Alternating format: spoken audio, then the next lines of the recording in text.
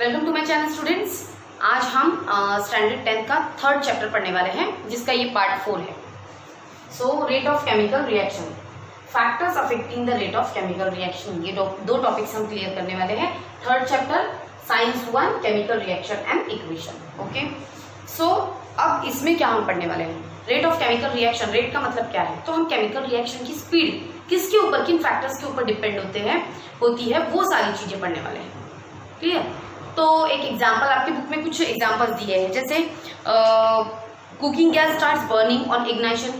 जैसे हम इग्नाइट करते हैं गैस को तो वो जलती है। ये चेंज कैसे हो रहा है? क्विक चेंज होता है ना, जल्दी से हो रही है reaction. Iron articles undergoes rusting, iron के जो मटेरियल होते हैं वो रस्टिंग हो जाते हैं, कुछ दिनों के बाद जंग लग जाता है। वैसे ही erosion of rocks takes place to form soil, rocks का एरोजन होता है सॉइल बनने के लिए। तो ये प्रोसेस कैसी है? धीरे धीरे हो रही है। ये भी कुछ कंडीशंस, अगर हम कुछ कंडीशंस चेंज कर दे तो हो सकता है कि इसका भी रेट ज्यादा हो जाए, है ना, रेट बढ़ जाए। तो कुछ रिएक्शंस हैं धीरे धीरे होती है, कुछ रिएक्शंस फटाफट होती है। तो किन फैक्टर्स पे डिपेंड करता है ये रिएक्शन का स्पीड बढ़ना या कम होना, ये सब चीजों के बारे में हम पढ़ने वाले हैं। एक एग्जांपल दिया आपके बुक में, सेम रिएक्शन हो रही है, पर सेम रिएक्शन को होने के लिए एक कंडीशन में वो स्पीड से हो रही है और दूसरी कंडीशन में वो धीरे धीरे हो रही है। कैसा है ये? क्या बोल रही हूँ मैं? एक दूध का दही बनाने के लिए रखा है, विंटर सीजन में रखते हैं तो दूध का दही बनने के लिए बहुत समय लगता है, और समर में जब हम रखते हैं तो दूध का दही जल्दी बन जाता है। तो ये क्या हो रहा है? समर में टेम्परेचर ज्यादा होता है और दूध का दही बनाने के लिए टेम्परेचर की जरूरत होती है। जैसे टेम्परेचर हमने बढ़ा दिया तो दूध का दही जल्दी बन गया। इसलिए समर में सेम रिएक्शन जल्दी जल्दी हो रही है, रेट कैसा है? ज्यादा है, और वही रिएक्शन का रेट विंटर में कैसा है? कम है। अब हम पढ़ेंगे rate of chemical reaction, factors affecting the rate of chemical reaction. कौन से ऐसे फैक्टर्स हैं जो रिएक्शन के रेट को अफेक्ट करते हैं, मतलब रेट को बढ़ाने का काम करते हैं या कम करने का काम करते हैं, किनकी वजह से कम या ज्यादा हो सकता है रिएक्शन का रेट मतलब यहाँ हम स्पीड ध्यान में रखेंगे, कितनी जल्दी रिएक्शन होती है और कितने कम धीरे धीरे होती है, ये चीज पढ़ेंगे। तो नेचर ऑफ द रिएक्टेंट पहला पॉइंट है, हमने रिएक्टेंट किस तरीके का यूज किया है, ये इस पर भी डिपेंड होता है रेट ऑफ रिएक्शन। तो आपके बुक में दिया है एल्यूमिनियम और जिंक, ये दो मेटल का हमने यूज किया और इसका रिएक्शन कर रहे हैं डाइल्यूट हाइड्रोक्लोरिक एसिड के साथ। जब ये रिएक्शन हम करेंगे तो हाइड्रोजन गैस रिलीज होगी, H2 गैस रिलीज होगी। मतलब हम कौन सा? एल्यूमिनियम यूज कर रहे हैं एंड जिंक मेटल यूज कर रहे हैं, और दोनों कंडीशन में क्या हो रहा है? हाइड्रोजन गैस जो है ये रिलीज होगी। ओके, पर जब हम एल्यूमिनियम का रिएक्शन कर रहे हैं तो ये रिएक्शन जल्दी जल्दी हो रहा है, स्पीड ज्यादा है, रेट ऑफ रिएक्शन ज्यादा है, और जिंक के साथ भी सेम रिएक्शन कर रहे हैं, लेकिन इसका जो रेट है ये धीरे हो रहा है। तो ये डिपेंड किस पे हो रहा है? क्यों ऐसा हो रहा है? इसका स्पीड से हो रहा है, इसका कम हो रहा है, ऐसा क्यों हो रहा है? तो nature of the reactant, aluminium is more reactive than the zinc. Aluminium ये बहुत ज्यादा रिएक्टिव होता है।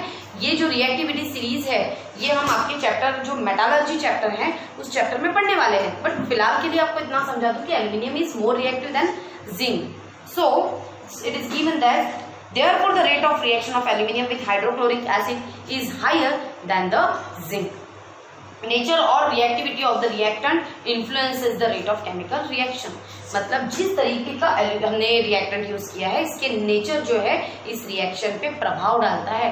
इन्फ्लुएंस मतलब प्रभाव डालना होता है, तो प्रभाव डालता है कि ये रिएक्शन कितने स्पीड से होगी या कितनी धीरे होगी। अब हम पढ़ेंगे नेक्स्ट जो दिया है, size of the particles of reactant. Size of the particles of reactant. Student, nature of the reactant का दो रिएक्शंस है, ये मैं आपको ये पूरा एक्सप्लेन करने के बाद लिखवा दूंगी ताकि मेरा बोर्ड भी खाली हो जाएगा ना। तो size of the particles of reactant, बड़ा सिंपल सा एग्जांपल दिया इसमें कि साइज ऑफ द पार्टिकल के लिए हमारा जो रिएक्टेंट हमने लिया है, रिएक्शन करने के लिए जो भी रिएक्टेंट लिया है वो रिएक्टेंट का साइज कैसा है। अगर पाउडर फॉर्म में होगा तो रिएक्शन जल्दी जल्दी हो जाएगा, पर अगर वही हमने थोड़ा क्यूब साइज में लिया है या क्या बोलेंगे पार्टिकल जैसा लिया है या पत्थरों के जैसा अगर है तो इससे होने के लिए बड़ा टाइम लगेगा। एग्जाम्पल ले लेते हैं हम शुगर ले लेते हैं, शुगर को वाटर में डिजोल्व कर रहे हैं। अगर पाउडर फॉर्म में लिया तो शरबत जल्दी बन जाएगा, क्लियर। पर अगर मैंने से थोड़ा सा ऐसे जो मोटी शक्कर होती है जिसे हम खड़ी शक्कर कहते हैं, अगर मैंने उस फॉर्म में लिया है क्यूब्स, तो क्या होगा, उस शक्कर को डिजॉल्व होने के लिए टाइम लगेगा। इसी का मतलब क्या है, size of the particle of reactant. This chemical reaction, rate of chemical reaction is also depend on the size of the particle of reactant. Reactant के पार्टिकल का साइज कितना है उसके ऊपर rate of chemical reaction depend करती है। जितना मोटा पार्टिकल उतनी रिएक्शन धीरे धीरे होगी, जितना कम छोटा पार्टिकल एकदम पाउडर फाइन होगा तो रिएक्शन स्पीड से होगी। एक और एग्जांपल लिया है, take pieces of powder of Shahabadi tile in equal weight in 2 test tube. आपको शाहाबादी टाइल्स जो होते हैं इक्वल वेट के आपको लेना है, एक इसमें पीस लेना है, टुकड़े लेने हैं और दूसरे इसमें पाउडर फॉर्म में लेना है। फिर उसमें हमें डाइल्यूट HCl हाइड्रोक्लोरिक एसिड डालना है उसी टेस्ट ट्यूब में, 2 टेस्ट ट्यूब में। Observe whether effervescence of CO2 is formed as a faster और स्लोअर। आपको ऑब्जर्व करना है CO2 इफरवेसेंस निकलेंगी, है ना। ऐसे 2 टेस्ट ट्यूब लिया है और ऐसे हमने यहाँ शाहाबादी टाइल्स लिया है क्रिस्टल्स के फॉर्म में और यहाँ हमने ले लिया पाउडर फॉर्म में, है। ऐसा पाउडर बना देती हूँ, पाउडर ही समझना है स्टूडेंट आपको, ओके। सो यहाँ पर हमने डाइल्यूट HCl डाला और यहाँ पर भी डाला, क्या होगा, CO2 गैस निकलने वाली है, ओके। दोनों केसेस में निकलेगी, बट कौन सी केसेस में ज्यादा स्पीड से निकलेगी, तो पाउडर फॉर्म जहां लिया है हमने वहां पर CO2 गैस के इफरवेसेंस आपको जल्दी जल्दी नजर आएंगे। वो जो बुलबुले होते हैं ना, फटाफट फटाफट दिखेंगे, पर आपको इस जगह पर धीरे धीरे नजर आएगी। क्यों ऐसा होगा, क्योंकि पार्टिकल्स कैसे बड़ी साइज का है। ये हो गया हमारा सेकेंड एग्जाम्पल। देन है concentration of the reactant. Concentration हम पढ़ने वाले हैं, तो रिएक्टेंट का कॉन्सेंट्रेशन कैसा है इसके ऊपर भी रेट ऑफ रिएक्शन डिपेंड करती है। अब जो ये थर्ड है कॉन्सेंट्रेशन ऑफ द रिएक्टेंट, इसमें हम देखने वाले हैं कि हमने डाइल्यूट हाइड्रोक्लोरिक एसिड और कॉन्सेंट्रेटेड हाइड्रोक्लोरिक एसिड का रिएक्शन देखा है CaCO3 के साथ, ओके। मैं यहाँ लिख देती हूँ, है ना। HCl का हम रिएक्शन देखने वाले हैं CaCO3 के साथ, कैल्शियम कार्बोनेट के साथ, ओके। तो यहाँ क्या होने वाला है, एक बार डाइल्यूट हाइड्रोक्लोरिक कैल्शियम कार्बोनेट्स के साथ रिएक्ट करके देखेंगे और दूसरी बार में कॉन्सेंट्रेटेड हाइड्रोक्लोरिक एसिड को रिएक्ट करके देखेंगे, है ना। तो डाइल्यूट का जो रिएक्शन है, CO2 गैस दोनों केसेस में निकलेंगे, यहाँ पर भी CO2 कार्बन डाइऑक्साइड गैस निकलने वाली है दोनों केसेस में, लेकिन जहां पर हमने HCl डाइल्यूट लिया है वहां पर रिएक्शन धीरे धीरे होगी। जहां पर हमने कॉन्सेंट्रेटेड लिया है, HCl लिया है, वहां पर रिएक्शन कैसे होगी, स्पीड से होगी, जल्दी जल्दी जल्दी जल्दी होगी। तो इसी का मतलब क्या है कि हमने रिएक्टेंट का कॉन्सेंट्रेशन देखा है ना। कॉन्सेंट्रेटेड मतलब प्योर फॉर्म, एसिड जो प्योर फॉर्म में हो, और डाइल्यूट का मतलब क्या है, उसमें हमने पानी मिला दिया है, थोड़ा सा डाइल्यूट कर दिया है, उसका पावर जो है वो थोड़ा कम कर दिया है। तो वैसे डाइल्यूट के साथ जो रिएक्शन होगी वो धीरे धीरे होगी, CO2 जो है गैस रिलीज होगी लेकिन धीरे धीरे नजर आएगा, और वही कॉन्सेंट्रेटेड HCl के साथ जो रिएक्शन होती हुई नजर आएगी वो स्पीड से नजर आएगी। तो ये था कॉन्सेंट्रेशन ऑफ द रिएक्टेंट, मतलब rate of chemical reaction is depend on the concentration of the reactant. Reactant के कॉन्सेंट्रेशन पर भी डिपेंड होता है रेट ऑफ केमिकल रिएक्शन। फिर है टेम्परेचर ऑफ द रिएक्शन। अब बहुत सी रिएक्शन ऐसी होती है कि रूम टेम्परेचर में भी हो जाती है पर धीरे धीरे होती है। अब वही उस टेम्परेचर को हमने उस रिएक्शन को हमने थोड़ा सा टेम्परेचर दे दिया, है ना, उसको उसका टेम्परेचर बढ़ा दिया, हीट दे दी उसे, तो वो रिएक्शन जो है अपनी स्पीड बढ़ा लेगी, फटाफट फटाफट रिएक्शन जो है आपको नजर आ जाएगी, मतलब जो भी चेंजेस नजर आने हैं वो जल्दी नजर आएंगी। एग्जाम्पल आपकी बुक में दिया है, देख। अब students temperature of the reaction में हम डिकम्पोजिशन रिएक्शन में हमने देखा था CaCO3 का डिकम्पोजिशन हो रहा था, है ना, याद आ रहा है। एक प्रोडक्ट से 2 प्रोडक्ट बन रहे थे, तो CaCO3 का CaO कैल्शियम ऑक्साइड और CO2 गैस रिलीज हो रही थी। तो ये रिएक्शन हमने क्या किया, ऐसे रख दिया, कैल्शियम कार्बोनेट को ऐसे रख दिया, तो अपने आप कार्बन डाइऑक्साइड गैस रिलीज होते हुए हमें नजर नहीं आई थी। जो लाइम वाटर हमने लिया था, ऐसा पाइप लगाया था, आपको याद आ रहा होगा, कुछ इस तरीके से किया था हमने, और यहाँ हमने कैल्शियम कार्बोनेट लिया था, उसे हीट दिया था नीचे से, और यहाँ से CO2 गैस जो है वो यहाँ आ रही थी, और यहाँ हमने लिया था लाइम वाटर।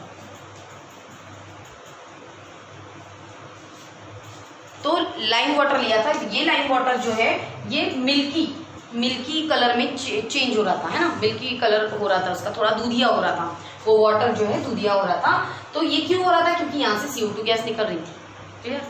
तो जब मैंने इस रिएक्शन में हीट दिया ही नहीं है, रिएक्शन मैंने यहाँ लिख के रखी है, अगर मैंने इसे हीट ही नहीं दी तो आपको ये समझ, यहाँ पर लाइम वाटर जो है टर्न्स मिल्की नहीं नजर आएगा, है ना, मिल्की होते हुए नजर नहीं आएगा यहाँ पर। तो क्यों नहीं आ रहा है? क्योंकि हमने उसको टेम्परेचर नहीं दिया है। और जैसे ही हमने टेम्परेचर दिया तो क्या होगा, ये लाइम वाटर जो है ये मिल्की हो जाएगा, मतलब CO2 गैस क्या होगी, रिलीज होगी। इसी का मतलब यहीं पर प्रूव हो जा रहा है कि टेम्परेचर बढ़ाने पर या टेम्परेचर देने पर रेट ऑफ रिएक्शन बढ़ता है। और यहाँ पर टेम्परेचर नहीं था तब CO2 गैस रिलीज नहीं हो रही थी, मतलब क्या था, जीरो रेट ऑफ रिएक्शन था, रेट ऑफ रिएक्शन था ही नहीं, जीरो था। और जैसे टेम्परेचर दिया तो रेट ऑफ रिएक्शन बढ़ा और CO2 गैस रिलीज हुई और लाइम वाटर टर्न्स मिल्की। तो ये रिएक्शन किस क्या बताती है हमें कि rate of reaction is depends on temperature of the reaction. Reaction के टेम्परेचर भी rate of chemical reaction depend करता है। लास्ट है कैटलिस्ट। स्टूडेंट्स, कैटलिस्ट में आपको ये रिएक्शन दी है, तो क्या बोला है, on heating potassium chlorate decomposes slowly. जैसे ये पोटेशियम क्लोरेट है, इसे मैं हीट करती हूँ तो ये धीरे धीरे डिकम्पोज हो जाएगा, मतलब इसके दो प्रोडक्ट हमें मिलेंगे, ठीक है, डिकम्पोज हो जाएगा। पर ये रिएक्शन ना हीटिंग, इसका रेट ऑफ रिएक्शन ना हम हीटिंग से बढ़ाने वाले हैं, ना इसके साइज ऑफ द रिएक्टेंट से हम बढ़ाने वाले हैं। इसका जो रेट ऑफ रिएक्शन है हम बढ़ाएंगे कैटलिस्ट से। कैटलिस्ट क्या होता है? कैटलिस्ट एक ऐसी चीज है, ऐसा क्या बोलेंगे हम, केमिकल है जिसे हम रिएक्शन में डालेंगे तो वो रिएक्शन में पार्ट नहीं लेगा, उसके जो, जैसे हमने यहाँ पर MnO मैग्नीज डाइऑक्साइड, ओके, लिया है एज अ कैटलिस्ट। ये O2 यहाँ नहीं दिखेगा हमें, यहाँ का जो ये O2 है ये यहीं से आएगा, इसका कुछ भी नहीं होने वाला है, ना ये Mn यहाँ दिखेगा, ना ये वाला O2 हमें यहाँ दिखेगा। ये O2 दिख रहा है वो यहाँ से आया है, यहाँ से नहीं आएगा। क्लियर? मतलब इस कैटलिस्ट का यहाँ पर रिएक्शन में कुछ भी पार्ट नहीं है। फिर यह डाला क्यों? तो ये क्या करने वाला है, सिर्फ रिएक्शन की स्पीड को बढ़ाने का काम करेगा। इसको डालने पर रिएक्शन का जो रेट है वो बढ़ जाएगा और रिएक्शन जल्दी कंप्लीट होगी, ये बताया गया है। इसीलिए हम इसे डालते हैं और इन्हें क्या कहते हैं, catalyst. It does not take part in any chemical reaction, just use to increasing rate of chemical reaction. इतना आपको ध्यान में रखना है। और फिर rapidly in presence of manganese dioxide to liberate O2 gas, no chemical change takes place in MnO2 in this reaction। ये मैंने आपको क्लियर कर दिया है। और आपके उसके बाद कैटलिस्ट की डेफिनेशन दी है। स्टूडेंट्स, आपको कैटलिस्ट की डेफिनेशन याद रखनी है क्योंकि ये पेपर में पूछा जाता है कैटलिस्ट क्या होता है, ये आगे चल के आपको पता होना चाहिए। इसलिए the substance in whose presence the rate of chemical reaction changes without causing any chemical change to it is called a catalyst। Chemical का rate of chemical change reaction जो है वो चेंज होगा, रेट चेंज होगा, but ये chemical reaction में part नहीं लेने वाला। ये मतलब कौन, कैटलिस्ट केमिकल रिएक्शन में पार्ट नहीं लेगा। Decomposition of hydrogen peroxide. जब मैंने हाइड्रोजन परऑक्साइड का एग्जाम्पल आपको दिया था, डिकम्पोजिशन रिएक्शन में मैंने पढ़ाया था H2O2, याद आ रहा होगा आपको। तो हाइड्रोजन परऑक्साइड का जब डिकम्पोजिशन हो रहा था तो क्या लिखा है, वाटर और ऑक्सीजन में चेंज होने वाला था, वो takes place slowly at room temperature. ये रूम टेम्परेचर में धीरे धीरे होगा। लेकिन हाइड्रोजन परऑक्साइड का अगर आप डिकम्पोजिशन करते हैं लेकिन उसमें कैटलिस्ट ऐड करते हैं तो ये रिएक्शन जो है, और वो भी कैटलिस्ट कौन सा यूज करना है, मैग्नीज डाइऑक्साइड ही यूज करना है, तो ये रिएक्शन बहुत जल्दी हो जाएगी। तो यहाँ पर आप हाइड्रोजन परऑक्साइड का एग्जाम्पल अगर देखना है आपको तो आपकी बुक में आप पेज नंबर देख सकते हो 37 पे देख सकते हो। डिकम्पोजिशन रिएक्शन में दिया हुआ है H2O2 ये रिएक्शन। ओके स्टूडेंट, तो यहाँ पर हमने पढ़ लिया है आज factors affecting the rate of chemical reaction. आगे का वीडियो देखते हैं। स्टूडेंट्स, आज के टॉपिक में मैं इतना ही लूँगी क्योंकि आगे का जो टॉपिक है वो है ऑक्सीडेशन एंड रिडक्शन। ये थोड़ा बड़ा टॉपिक है तो एक वीडियो में क्लियर नहीं हो पाएगा। और ये कुछ रिएक्शंस मैंने लिख के रखे हैं, आप इसका स्क्रीनशॉट ले सकते हैं। और अगर आपने मेरे चैनल को सब्सक्राइब नहीं किया है तो कर लीजिए। आप अपने फ्रेंड्स को शेयर भी कर सकते हैं ताकि वो भी इसका एडवांटेज ले सके। और लाइक का बटन अगर नहीं दबाया है तो प्लीज़ लाइक कर दीजिएगा ताकि आपका एप्रिसिएशन मेरे लिए क्या बोलेंगे, एक एक्शन रिएक्शन हो सके और मैं नेक्स्ट टाइम और भी अच्छी वीडियो बना पाऊँ आपके लिए। तो तब तक के लिए बाय, थैंक यू।